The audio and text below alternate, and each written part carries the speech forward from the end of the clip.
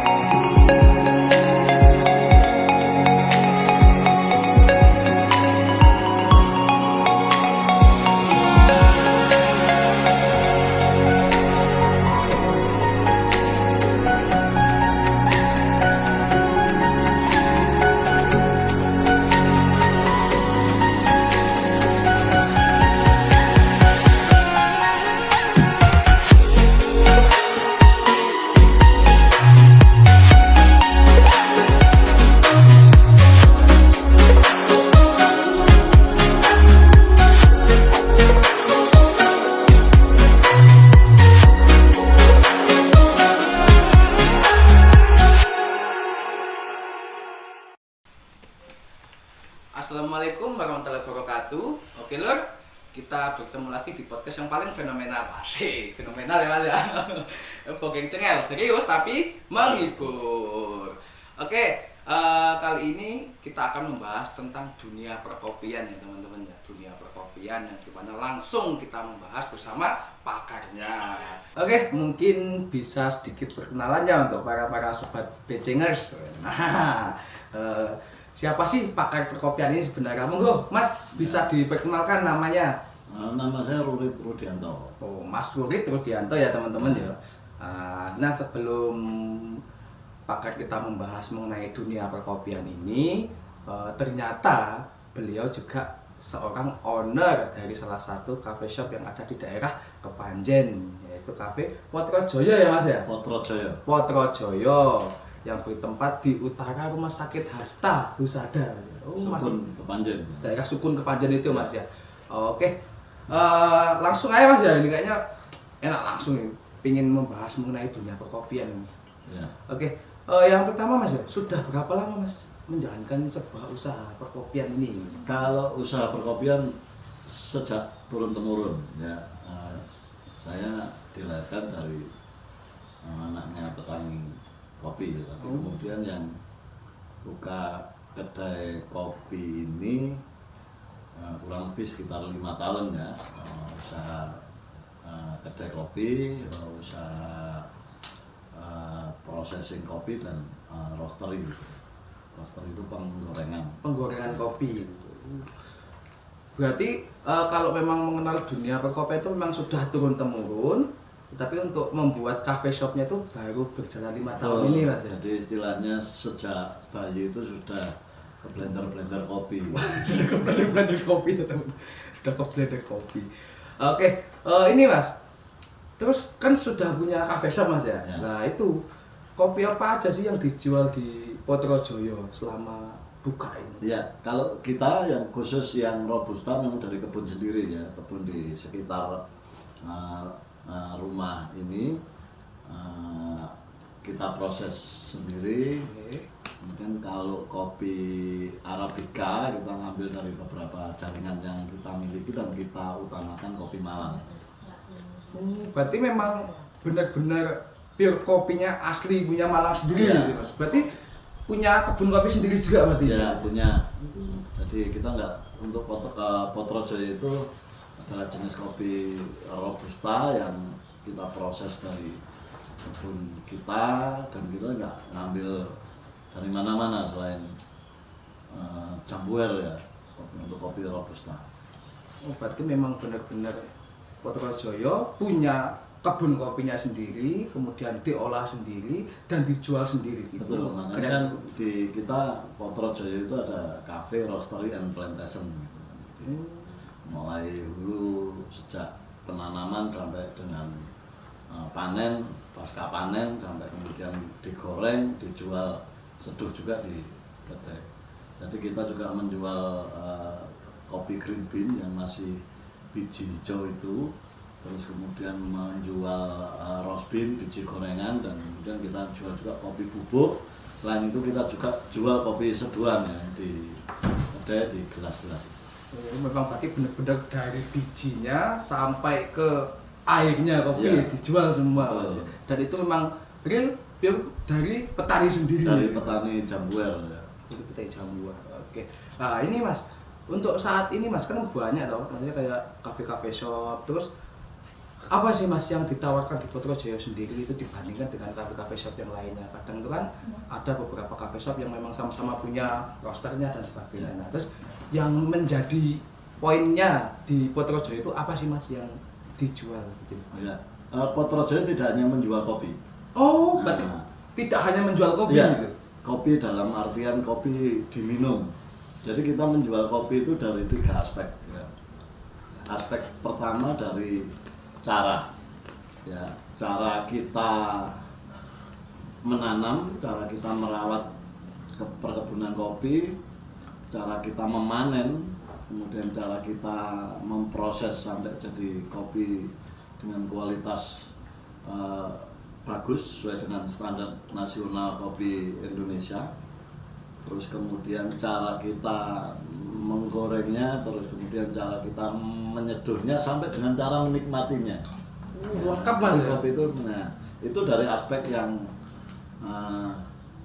pertama. Kemudian yang dari aspek yang kedua, kita itu menjual kopi dari rasa dan aromanya. Ya, karena kopi itu beda dengan minuman yang lain, selain ada rasa, ada aroma. Jadi kalau rasa itu kan sebenarnya kopi itu kaya dengan rasa, tergantung ketinggian dia ditanam, terus kemudian jenis kandungan vulkanik tanahnya, terus kemudian vegetasi yang tumbuh. Nah itu rasanya beda-beda. Makanya kalau ngomong kopi Indonesia itu rasanya antara kopi di Malang saja ya, kopi di lereng Kawi ini dengan yang di Ndampit sudah berbeda, dengan di Gunung Arjuna juga berbeda, apalagi daerah lain seperti Aceh Gayo, kemudian Mandailing Sumatera Utara, Jawa Barat, Jawa Tengah, sampai Toraja Sulawesi, terus kemudian Bajawa di NTB, itu kopinya sangat berbeda-beda itu dari segi rasa dan aroma. Nah bedanya kalau robusta ini cenderung gurih, rasa kopinya itu seperti kacang-kacangan, kedelai, gula merah gitu. Tapi kalau robusta cenderung asam ya, rasa buah, ada rasa jeruk, ada rasa nanas, ada rasa buah-buah pisang dan lain-lain. Nah kopi yang bagus itu mempunyai cita rasa. Cita rasa itu terdiri dari rasa dan aroma. Nah, itu aspek yang kedua tadi. Sekarang yang terakhir, aspek ketiga itu adalah aspek cerita. Bahwa di negara kita Indonesia ini punya cerita kopi yang di situ melalui sebuah perjuangan perebutan kemerdekaan pernah berjaya menguasai, Belanda itu pernah menguasai kopi dunia karena kopi itu ditanam di Jawa terus kemudian menyebar ke seluruh Indonesia dan petani kita masih tetap miskin, belum menikmati hasil yang sepadan dengan apa yang dia tanam. Nah, itu kita jual cerita. Jadi harapannya dengan 3 aspek ini orang akan tertarik untuk menikmati kopi. Oh, berarti bukan hanya sekedar minum kopi gitu, Betul. tapi ada filosofinya. Iya. Gitu. Ini malah begini Mas, saya malah penasaran sama yang sama bilang tadi mengenai penanamannya, Betul. kayak kontur tanahnya dan sebagainya itu. Berarti untuk tingkat ketinggian tanahnya, terus kontur tanahnya dan ya yang berhubungan dengan itulah, dengan pertanian itu berarti memang sangat mempengaruhi biji kopi itu Mas ya? Betul. Jadi unsur kandungan tanah apa yang ada di situ ya, kopi itu dipupuk dengan pupuk organik atau pupuk kimia itu juga mempengaruhi. Terus kemudian dikelola dengan asal-asalan, kalau petaninya itu perasaannya sedang galau itu juga kopinya buahnya nggak begitu bagus. Berpengaruh Iya. Jadi istilahnya ya bentuk komunikasi tanaman kopi dengan petani itu sangat mempengaruhi.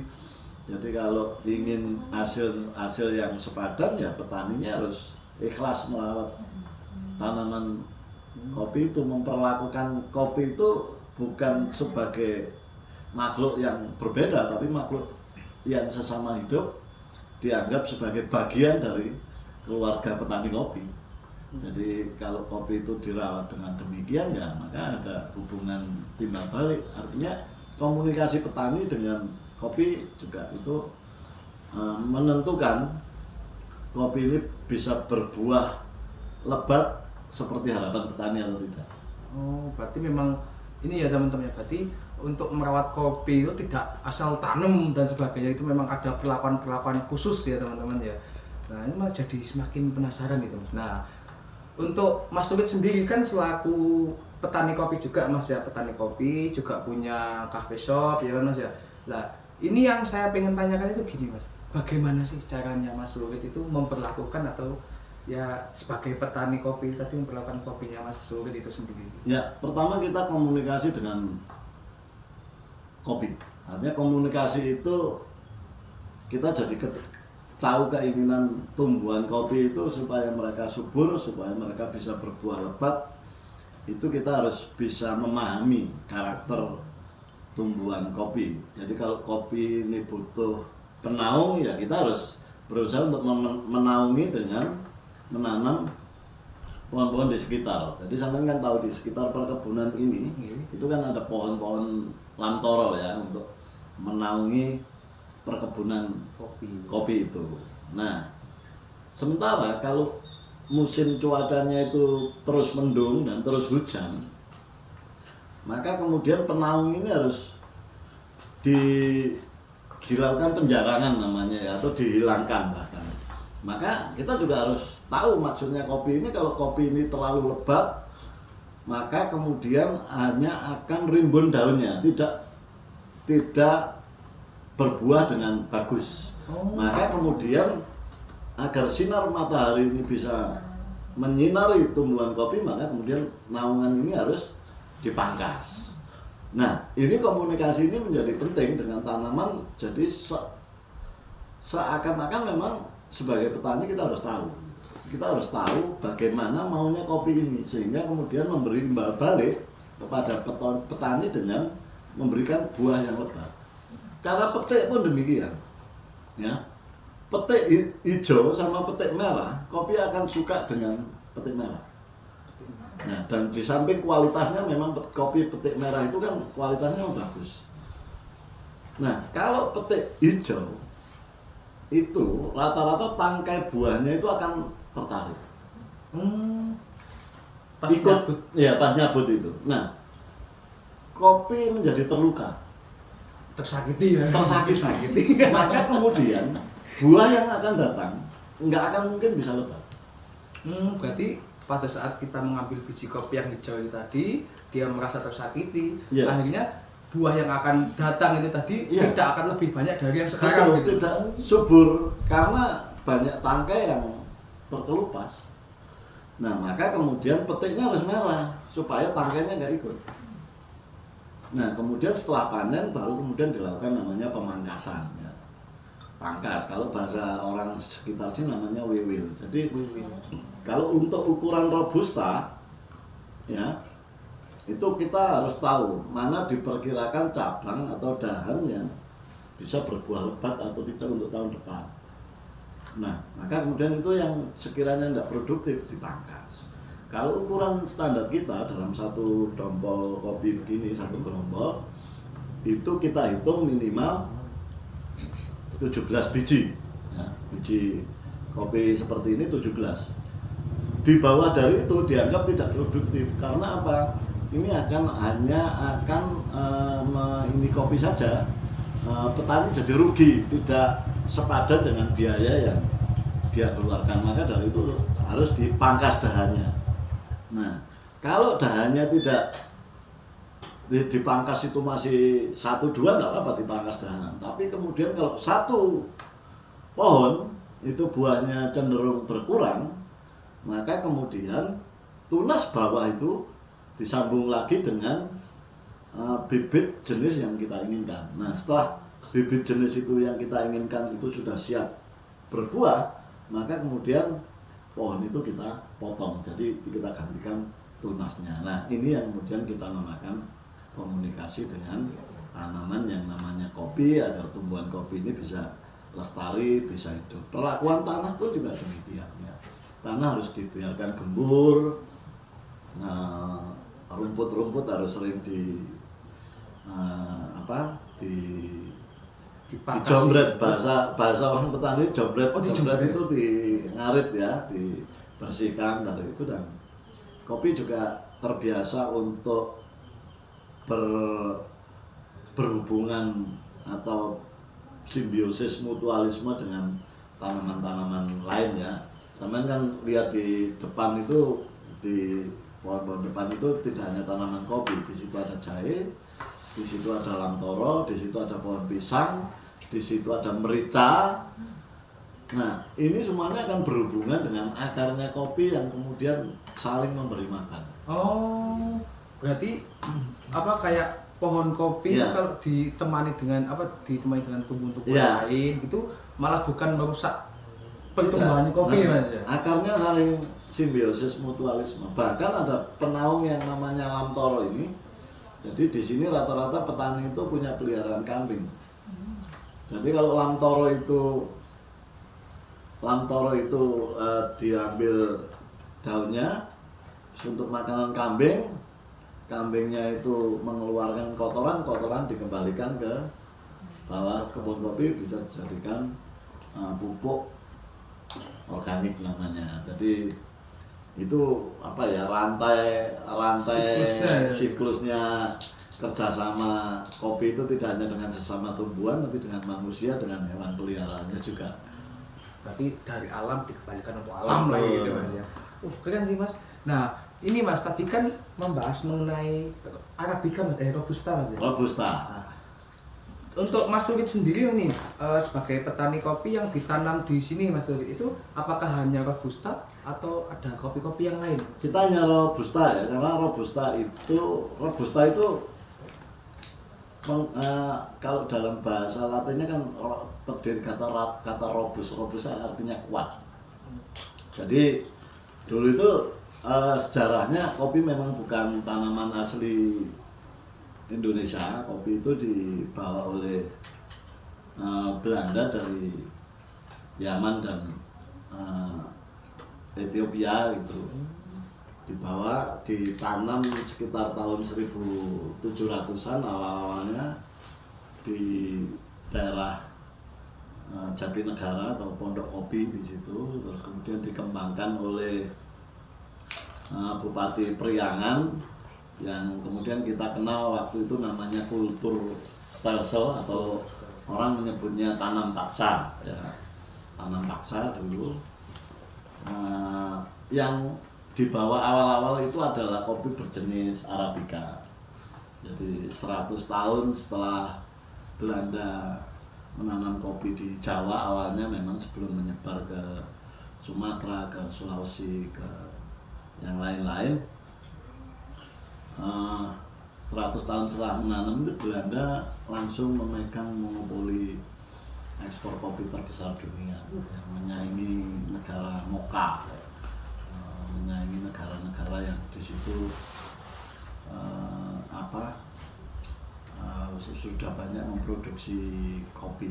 Nah, setelah itu Arabica itu terkena namanya virus penyakit yang bahasa latinnya Helmilia Fastratrip. Nah, virus itu kalau orang petani sini menyebutnya namanya kara daun. Nah, itu yang mengakibatkan perkebunan kopi seluruh Indonesia ini rusak semua. Karena kena virus ya, kayak semacam ini ya, virus COVID-19 tapi untuk tumbuhan. Kalau sekarang sapi ya, penyakit PKM, penyakit kuku dan mulut ini yang menyerang sapi lah. Dulu itu ada virus yang menyerang kopi, namanya Helmilia Fastratrip. Nah, si Arabica ini hanya bertahan di Pegunungan Ijen. Nah, di Pegunungan Ijen di Bondowoso. Saya nggak tahu mungkin faktor vulkanik di Ijen ini yang kemudian melindungi ya, mampu membuat antibodi terhadap tanaman kopi ini. Tapi yang jelas seluruh Indonesia rusak dan Belanda kemudian rugi besar-besaran, dan ini ditangkap oleh Brasil.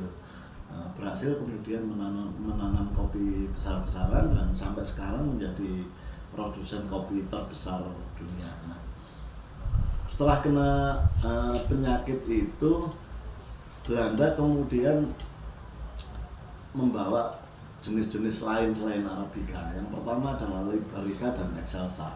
Itu diuji tanam di kebun raya Bogor, tapi masih rentan juga terhadap penyakit. Nah, baru tahun 1900 itu Belanda membawa kopi bibit kopi sekitar 150 bibit dari Brussel, Belgia, yang dinamakan Robusta ini. Nah, itu ditanam pertama kali di Malang. Nah, di Malang ini kemudian ditanam secara besar-besaran dan diuji kelayakannya oleh Dr. Ulte namanya. Ini diuji kelayakan semacam ini ya, tes bahwa apakah ini aman diminum manusia, apakah enak, apakah mengandung racun dan lain sebagainya. Itu di perkebunan Banglan. Banglan itu dekatnya sini, perkebunan PPPN 12 Banglan. Nah, di situ diuji coba, baru kemudian dipasarkan ke dunia dan bibitnya disebar luaskan ke penjuru Indonesia, dan bahkan kemudian bibit ini juga ditanam di negara-negara lain selain Indonesia. Jadi, nah khusus di sini memang cocoknya untuk Robusta karena ketinggiannya antara 300 sampai 400 sampai dengan 600 meter dari permukaan laut, sehingga kalau kemudian ditanami kopi Arabica tidak cocok, karena Arabica itu harus minimal ketinggiannya 800 ke atas. Dicocoknya yang memang berjenis Robusta, jadi memang sangat cocok asal kemudian merawatnya teratur. Berarti itu masih kayak penanaman kopi Robusta itu di kisaran 400 sampai 800 mdpl. Kalau Arabica itu di atasnya 800. Jadi sebetulnya kalau tanahnya cocok, walaupun dekat dengan pantai, garis pantai ini bisa ya, terbukti di Malang Selatan, daerah Pujiarjo, daerah sepanjang pantai selatan yang dialiri ini ya, vulkanik Semeru, itu juga cocok juga ditanami Robusta, karena seperti yang saya bilang tadi, Robusta itu robust atau artinya kuat, itu mampu bertahan di ketinggian manapun dan sangat kuat terhadap serangan hama penyakit yang menyerang kopi. Nah ini ya teman-teman ya. Jadi ada perbedaan antara kopi robusta dan arabica. Nah ini yang pengen dicek lagi mas, kan robusta dan arabica kan beda. Kalau robusta kan di kisaran ketinggian 400 sampai 800 mdpl. Nah itu mas, apabila misalnya nih mas ya kan banyak beberapa petani kopi yang misalnya ingin menanam robusta di atas ketinggian 800 itu apakah bisa atau tidak itu? Oh bisa. Oh bisa itu? Bisa. Jadi arabica pun bisa ditanam. Tapi kemudian ketika kopi itu yang kita hasilkan adalah buahnya. Karena satu-satunya yang paling bisa dinikmati adalah buahnya. Walaupun sebetulnya tanaman kopi itu banyak orang yang pucuk daunnya itu juga bisa dibuat teh gitu kan. Oh pucuknya ya. Kopi itu? Tapi kopi yang paling enak dinikmati ini adalah dari bijinya itu. Dan cara menikmatinya adalah dibakar. Setelah dibakar atau orang di sini digoreng gitu kan. Digoreng yang tanpa minyak itu, setelah itu kemudian dihaluskan dan setelah itu dicampur dengan kopi. Itu cara menikmati kopi yang paling lazim dan paling enak. Memang banyak ya masih cara-cara untuk meracik kopi dan betul. Jadi memang banyak sekali. Nah ini mas, itu kan kita kan berbicara mengenai kopinya bagaimana itu mas. Malah jadi kan itu ya apa teman-teman sedikit penjelasan mengenai Mas Lurit sebagai petani kopi. Penasaran nggak teman-teman untuk Mas Lurit sebagai ownernya cafe shop? Nah ini juga saya pingin ini mas ya. Kan banyak nih teman-teman yang mungkin di luar sana yang pingin menjadi seorang owner atau pingin punya cafe shop, cafe kopi yang gitulah pokoknya ya teman-teman ya, entah itu kopi pinggiran atau mungkin kafe-kafe dan sebagainya itu. Nah pasti kan ada manajemennya mas ya, bagaimana cara memanage Cafe Potrojoyo itu tadi, entah dari manajemen SDM-nya atau mungkin bahkan dari manajemen keuangannya. Terlebih juga kemarin itu kan sempat terjadi krisis COVID mas di antara tahun 2020 sampai 2022 itu kan. Terus ada juga banyak cafe shop yang gulung tikar, termasuk juga teman saya kan ada yang punya, terus akhirnya gulung tikar. Nah ini apa sih mas yang kunci rahasianya Potrojoyo setelah dihajar habis-habisan oleh COVID itu tadi selama 2 tahun, tapi tetap berjalan dan sampai masih eksis sampai sekarang gitu loh mas. Itu gimana itu? Ya, yang pertama kalau anak muda mau membuat wirausaha kopi, menurut saya syaratnya hanya satu, gampang caranya, memulai. Ya, sebelum memulai itu nggak akan berhasil. Nah, ketika sudah dimulai, kalau kemudian ada persoalan, ada kerugian, harus segera mencari keuntungan lagi. Aja. Itu sederhana bisnisnya. Dan belajar dari COVID kemarin, kedai Potrojoyo adalah kedai yang paling sering dibubarkan oleh aparat keamanan. Oh ya kan ada ini mas ya, ada kayak peraturannya kan nggak boleh kumpul sampai jam 8 gitu. Jam berapa? Padahal kita memang mendesain kedai kopi itu di tempat terbuka ya, tidak tertutup sehingga virus COVID masih mudah kecuali kan kita karena kita terus terang kita harus mengenal karakter COVID itu seperti apa gitu kan. Tapi tetap kita lakukan protokol kesehatan gitu di situ, kita buka terus, bahkan ketika diobrak ya kita buka lagi. Ketika sering barista kita itu dibawa ke polsek gitu ya sudah. Sering gitu? Ya sering. Bahkan ada ya sudah saya ambil aja. Mau malah Pak ngambil barista gitu. Ya sudah. Tapi kita buka terus dan ketika situasi new normal atau istilahnya adaptasi kebiasaan baru, kita segera sesuaikan. Dan kita menyadari kalau sebetulnya jumlah pengunjung kedai itu mengalami penurunan. Tapi kemudian kita juga tidak menutup mata ketika orang ngopi itu tidak pernah berhenti walaupun orang tidak berkunjung ke kedai kopi. Tapi kemudian kita agak sedikit merubah strategi, kita juga melayani pesanan Oke. rumah-rumah. Oh, langsung diantar ke Ya, karena take away. sebenarnya permintaan kopi tidak berkurang, hanya tingkat kunjungan ke kedai aja orang lebih banyak ngopi di rumah, nyantai gitu kan. Maka itu yang kemudian pasar itu yang kemudian kita pengaruhi.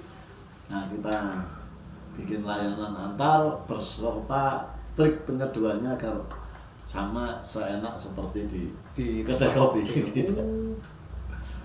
Jadi walaupun sempat tidak diizinkan untuk berkerumunan itu berarti terus walaupun apa ya gampangannya kayak customer-customernya yang ke kedai kopi itu sedikit tapi tetap masih bisa mengepakkan sayap ya Mas ya. Ya yang penting strategi kita waktu itu supaya tidak tutup gitu aja, tetap berkelanjutan, tetap buka. Nah setelah dinyatakan PPKM berhenti kita langsung bisa lari kencang untuk mengejar ketertinggalan itu. Langsung blow up lagi. Keren.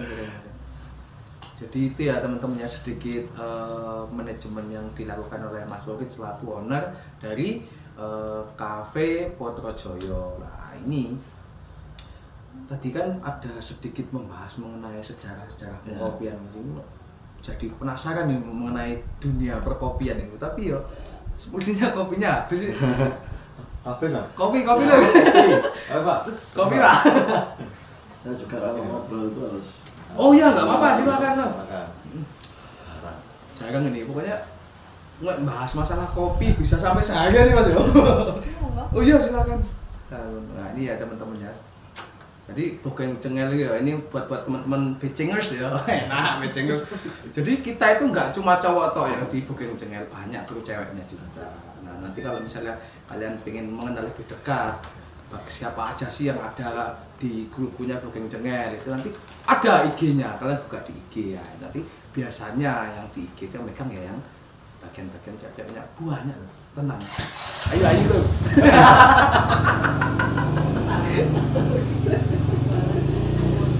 Wah, Eva langsung famous. Oke.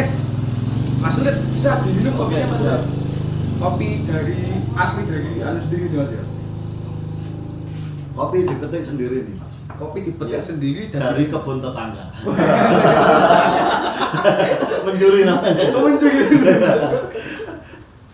Dipetik sendiri, diolah sendiri dan dinikmati sendiri ya.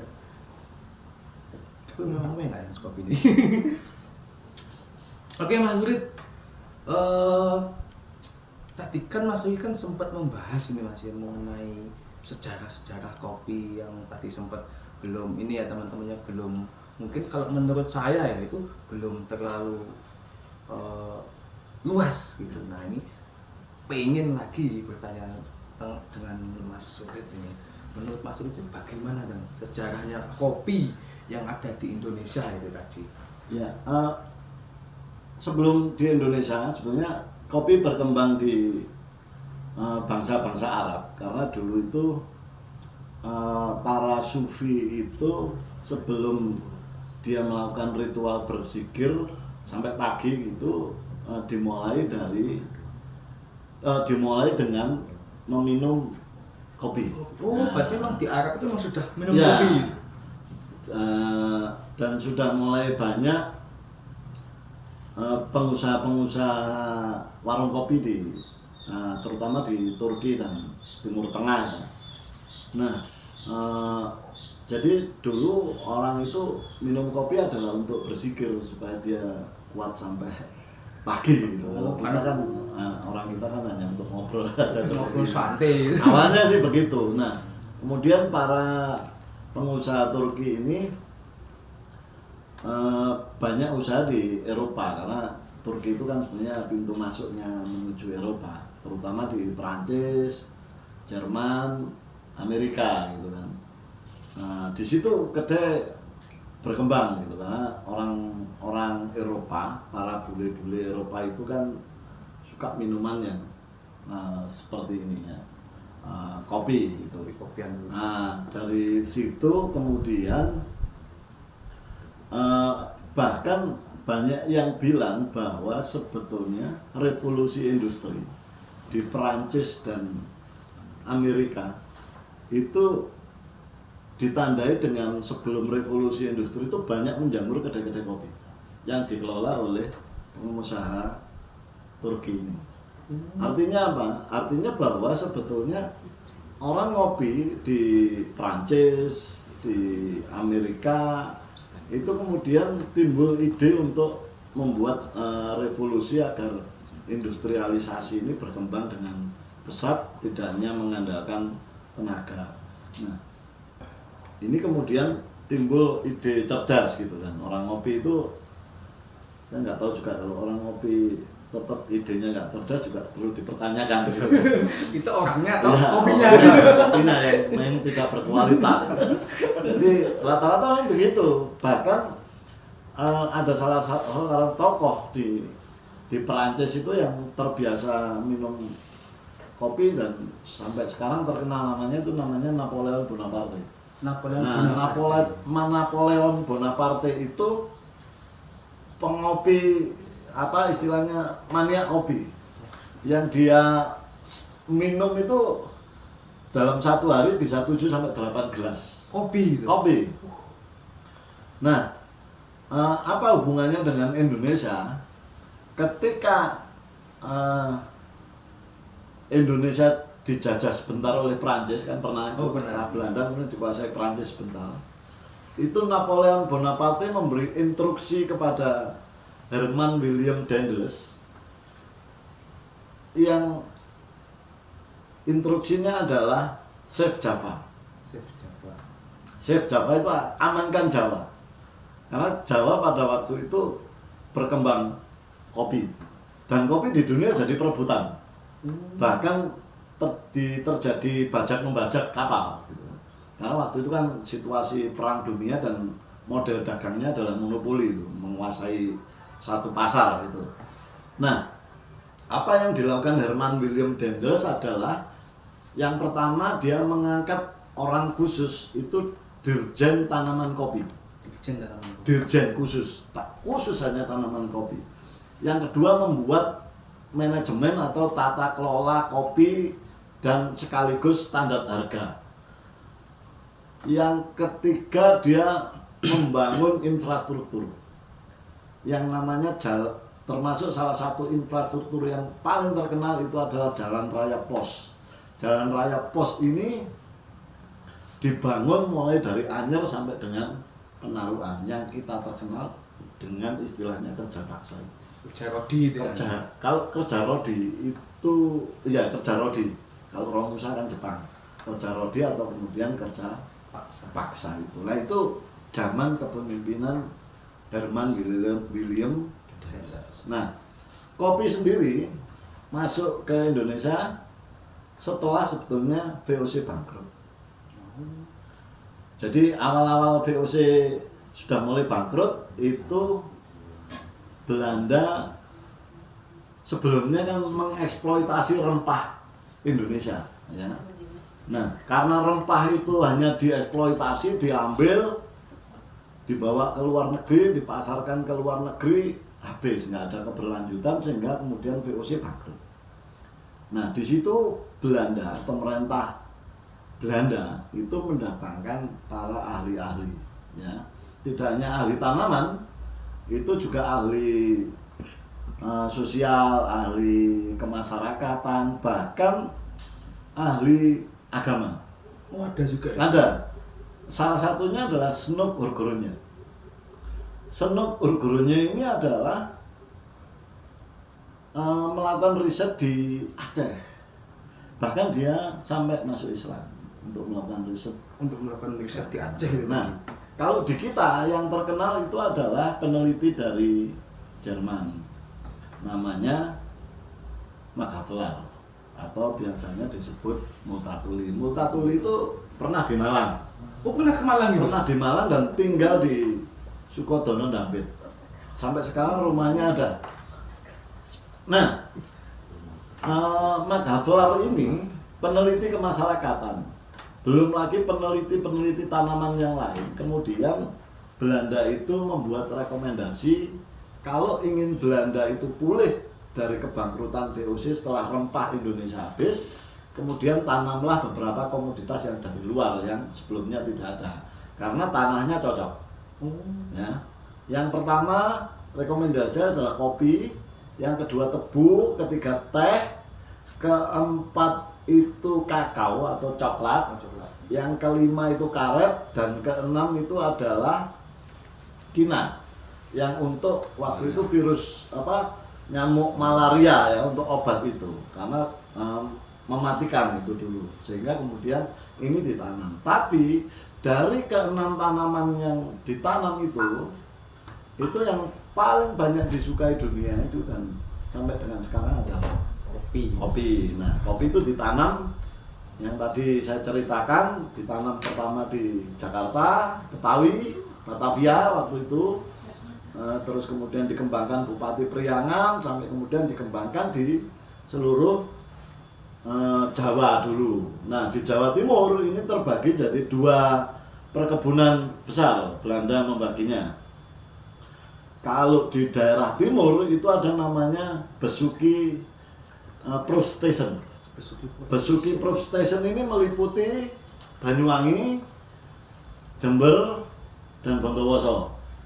Jadi kenapa kemudian dulu ada jalur kereta api dari Banyuwangi sini, Glenmore ke Kalibaru, tembus Bondowoso, terus kemudian tembus ke pelabuhan Penarukan Situbondo, karena dulu hasil kopi ini dibawa melalui jalur kereta lewat Bondowoso.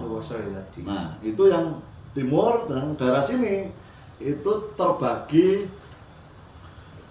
dengan namanya Malang Proof Station. Malang Proof Station ini meliputi perkebunan di Malang, di Tulungagung, Blitar, dan Kediri. Ini jadi satu.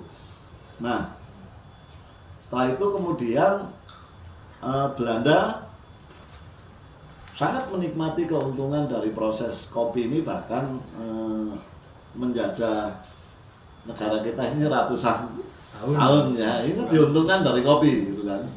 Bahkan anak muda sekarang itu kan harus tahu bahwa sebetulnya kita punya kota kebanggaan di Malang Raya ini adalah Jalan Ijen. Nah, Jalan Ijen itu dibangun dari apa? Nah, Jalan Ijen itu dibangun dari kopi. Oh, dari pertanian kopi. Pertanian kopi. Karena di situ dulu adalah tempat istirahatnya para pengusaha-pengusaha yang mengelola perkebunan kopi di daerah-daerah Dampit dan Lingkar Kawi sini. Itu hanya sekedar rumah singgah.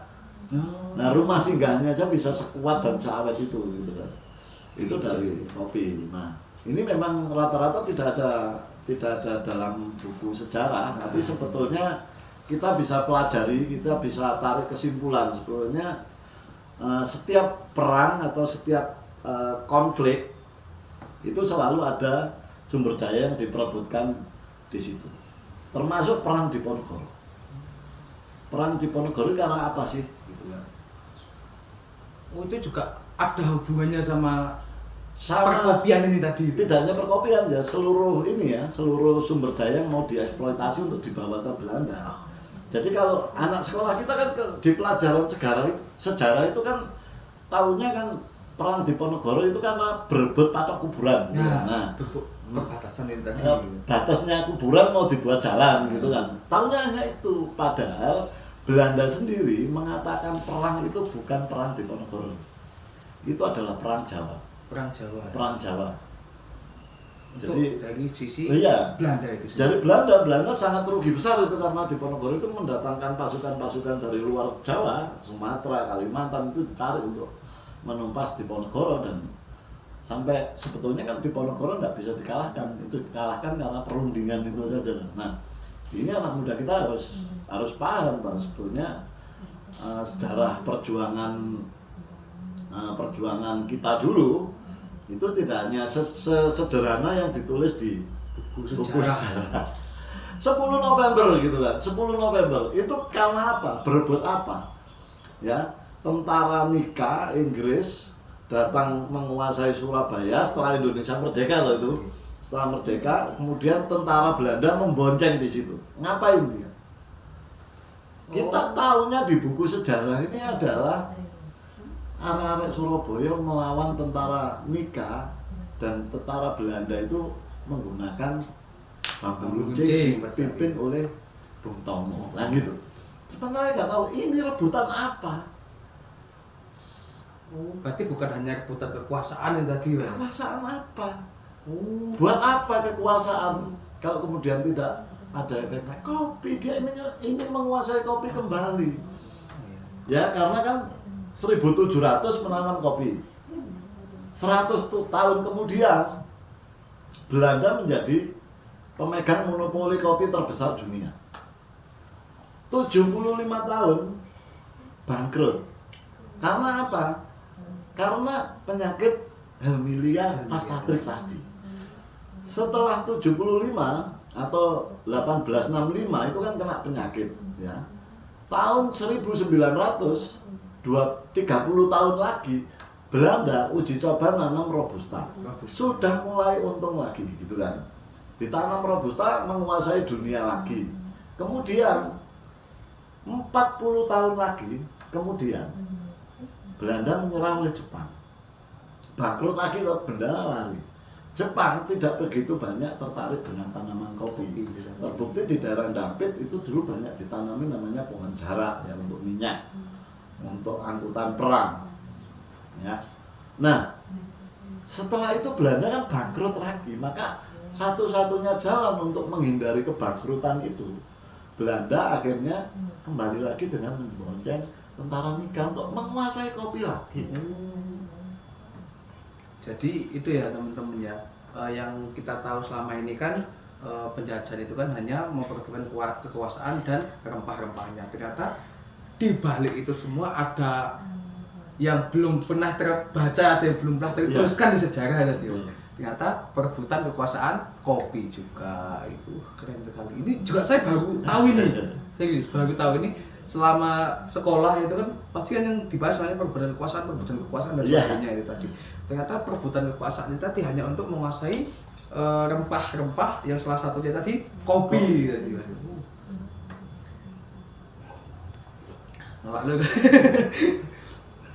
Oke, jadi setelah penjajahan itu tadi, akhirnya kopi tetap bertahan di Indonesia itu, Mas. Betul, tapi kemudian pada kenyataannya walaupun kopi itu masih ditanam oleh negara kita, tapi pada kenyataannya kita masih belum merdeka dari kopi.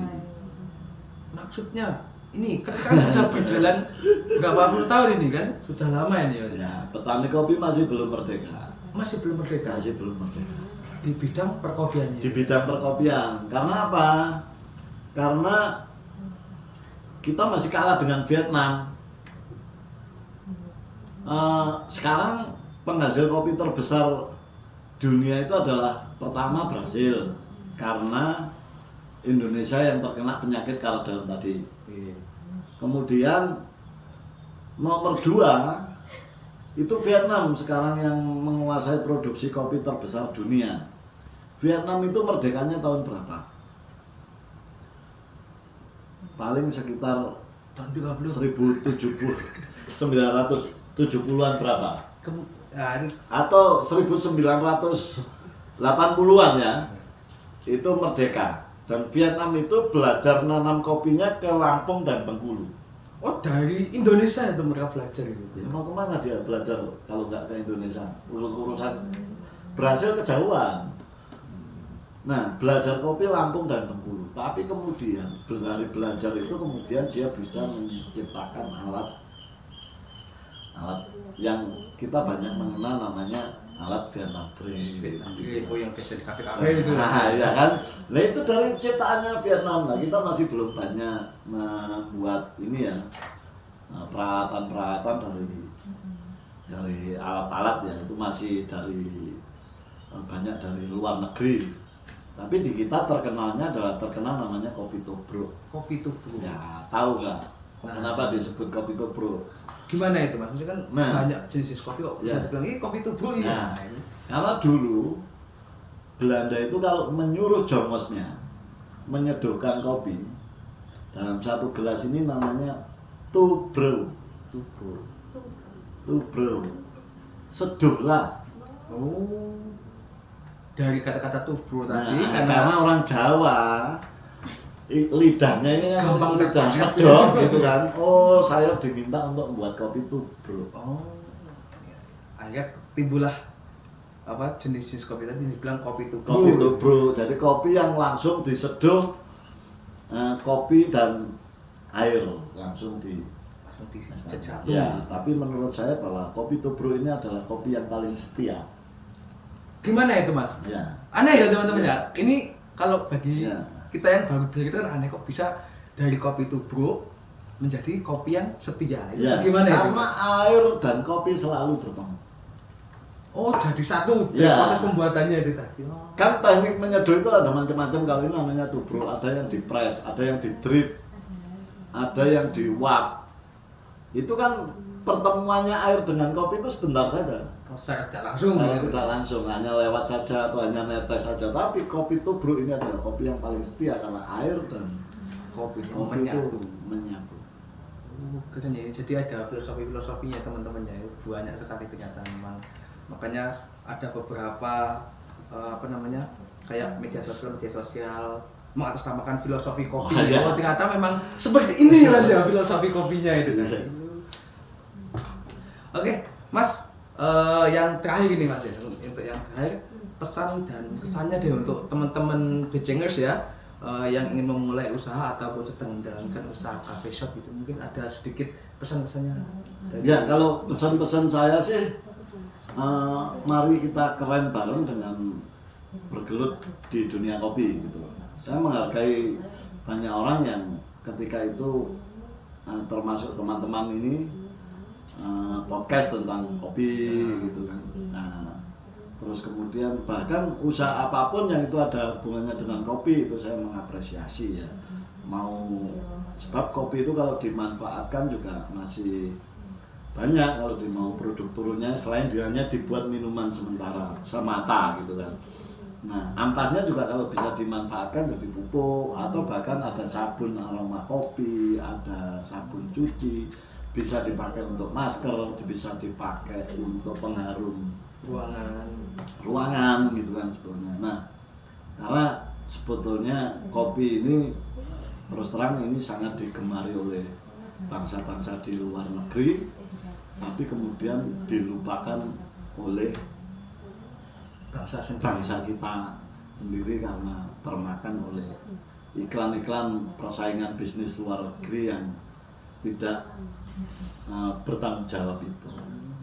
Jadi minuman kopi itu sebetulnya kan minuman kelasnya para eksekutif muda di mana di luar negeri, di Eropa dan Amerika gitu. Kalau di Amerika itu nggak ada orang minum kopi. Nggak ada ya? Ya, tapi adanya adalah Java.